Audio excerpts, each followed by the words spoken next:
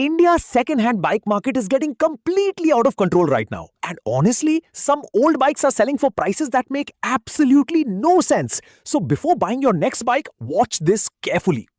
Today, even basic bikes are becoming expensive because of BS6 updates, insurance, taxes, accessories, and EMIs. A bike that officially costs 2 lakh rupees can easily become 2.5 lakh rupees on road. And honestly, many people are starting to question if buying a brand new bike is even worth it anymore. So instead of buying new bikes, many riders are now choosing second-hand bikes. And the demand is getting so high, some old bikes are selling for surprisingly expensive prices. Especially bikes like Royal Enfield, KTM, R15, Himalayan. These bikes hold value so strongly now that sometimes buying used doesn't even feel cheap anymore. But now there's another problem. The second-hand market itself is becoming expensive. Some sellers are asking unrealistic prices and buyers are still paying because new bikes cost even more. At this point, some bikes are being treated more like investments than motorcycles.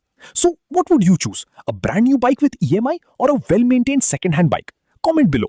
And subscribe because I'm making more videos about overpriced bikes, fake deals, and the reality of India's bike market.